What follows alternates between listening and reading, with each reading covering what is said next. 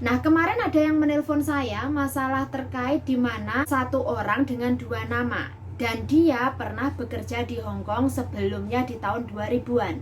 Nah, tahun 2000 berapa bulan bekerja di Hong Kong. Nah, itu sudah mempunyai Hong Kong ID. Kalau kamu pernah ke Hong Kong, satu hari aja itu sudah namanya X Hong Kong ya. Dan data Anda otomatis sudah masuk. Di saat Anda sudah membuat Hong Kong ID, Anda sudah mempunyai sidik jari.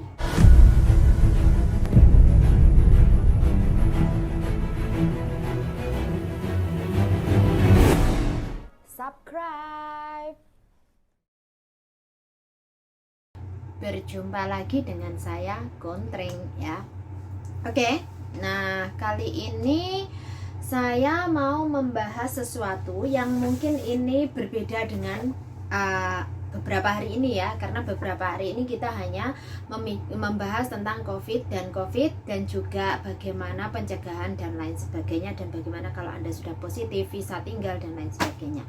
Kali ini saya mau membahas hal lainnya yang mungkin sudah pernah saya sebutkan di video sebelumnya. Nah, bagi teman-teman yang sebelumnya pernah bekerja ke Hong Kong ya, dengan dua nama yang berbeda.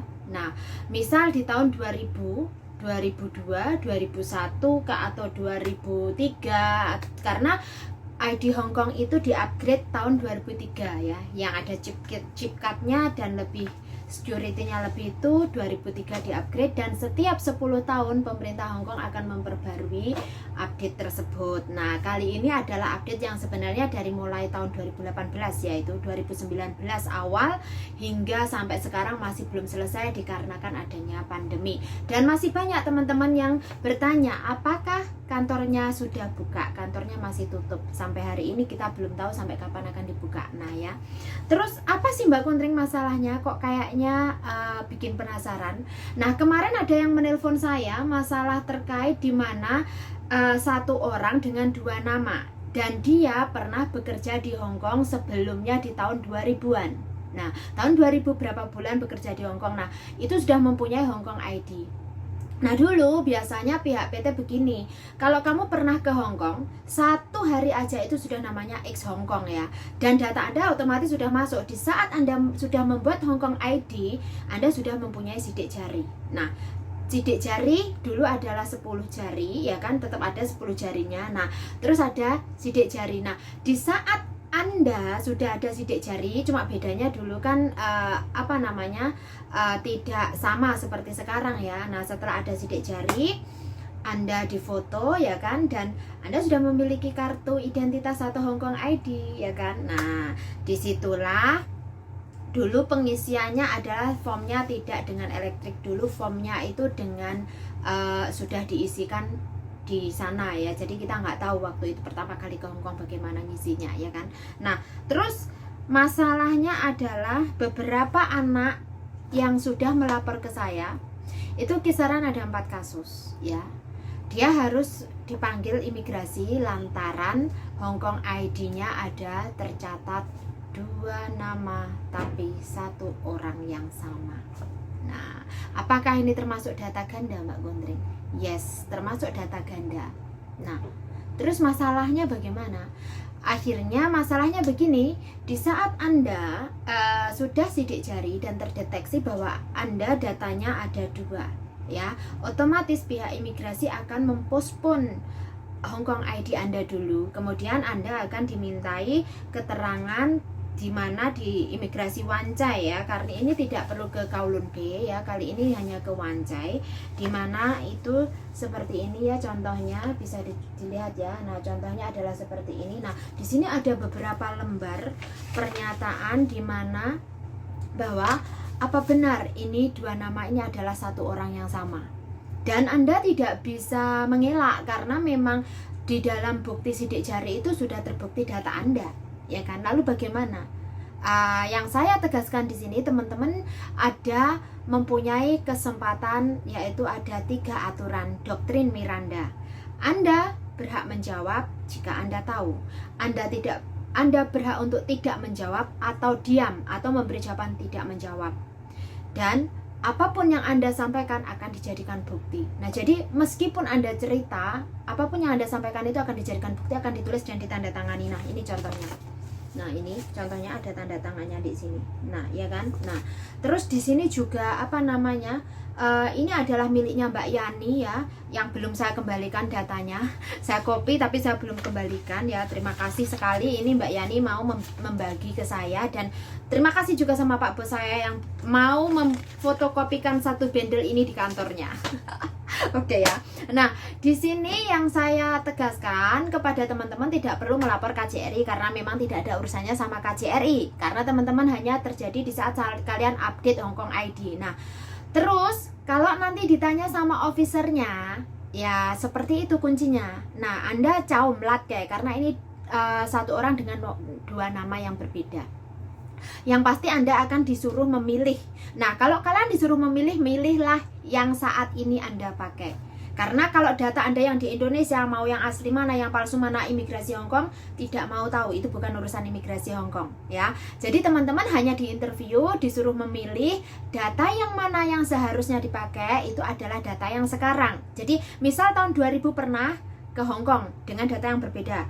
Berapa bulan kemudian Anda pulang, ya kan? Anda proses lagi melalui PT, terus itu data Anda diganti nama yang berbeda. Dulu kan bisa ya. Nah, sebelum biometrik dulu itu PT itu selalu mengganti, kalau sudah namanya ini kemudian diganti nama ini pakai paspor baru di tempat lain itu bisa. Sekarang udah nggak bisa ya. Nah, jadi di sini masalah update Hongkong ID, kalau ternyata ada terdeteksi ID lama masih ada dengan data yang berbeda, maka Anda akan disuruh memilih yang mana, ya kan?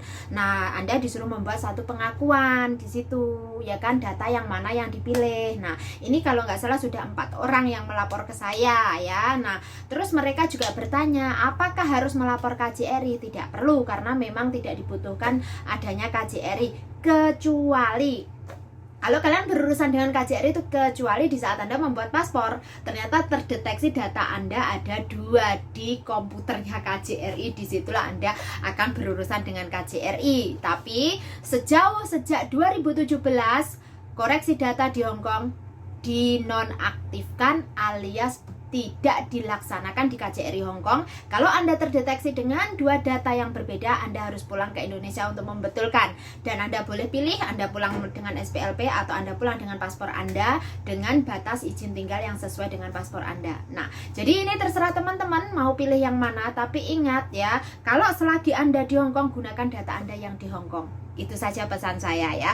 Jadi, jangan panik, tetap tenang, dan ikuti data yang saat ini ya. Kemarin mbaknya yang menelpon saya ucapkan terima kasih ya, karena sudah memberikan informasi kepada saya. Jadi ada beberapa tambahan di sini bahwa masih ada kasus yang seperti ini. Dan saya perlu mengingatkan teman-teman yang mungkin mempunyai paspornya endorsement pembetulan di halaman 4. Nah, kalau Anda update Hongkong ID, jangan salah mengisi data, karena data Anda harus disesuaikan dengan Hongkong ID Anda dan paspor Anda yang sesuai dengan halaman 4-nya, bukan di halaman pertama, bukan di halaman kedua ya. Dan kali ini sepertinya kalau kalian memiliki itu, kalian harus memberikan keterangan yang mana yang dipakai. Jadi kalian harus paham, jika paspor kalian di halaman 4 ada pembetulan identitas, pastikan Anda memakai yang halaman 4, bukan yang halaman 2. Tapi kali ini sudah tidak ada endorsement lagi. Kalau kalian ternyata masih memiliki paspor endorsement atau C-page ya di halaman 4, atau pembetulan data kalian di halaman 4, pastikan ngisi datanya ikut yang halaman 4 ya. Ini teman-teman harus perhatikan ya. Dan pastikan ikuti Hongkong ID Anda. Jangan kemana-mana, jangan ikut si A, si B, si C dan katanya-katanya. Karena kalau sekalian salah saja mengisi data, akan menjadi masalah penjara ya. Jadi hati-hati.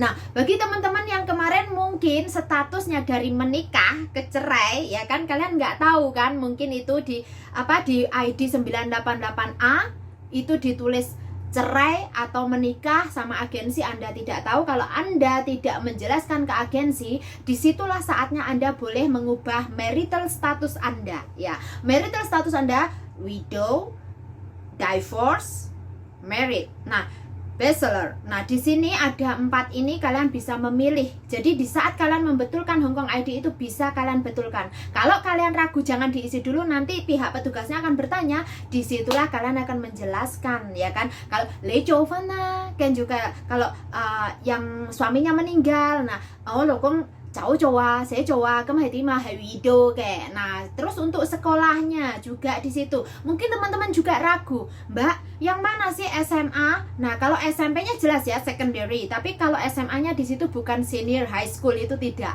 Nah, ada kalau nggak salah post secondary or something like that. Nah, itu kalau kalian nggak yakin, nggak usah diklik juga nggak apa-apa. Tapi kalaupun diklik salah, nanti akan ditanya. Atau kalian boleh bertanya, kalau saya sekolahnya setelah di senior itu yang mana? Kayak saya. Jadi saya kemarin juga seperti itu. Semuanya saya betulkan, termasuk status marital status, sekaligus juga semuanya yang memang seharusnya saya betulkan. Nah, jadi bagi teman-teman yang datanya memiliki pernah ke Hong Kong dengan data yang berbeda sebelum tahun 2003, ya. Kalau namanya beda, hati-hati di saat Anda update Hong Kong ID karena akan muncul dengan sidik jari Anda. Ya. Ingat, tetap tenang dan keep calm. Jangan lupa subscribe di Kontreng Fans Club atau ikuti Kontreng. Jangan lupa ya, tekan bel lonceng biar mendapat info terkini. Kayau.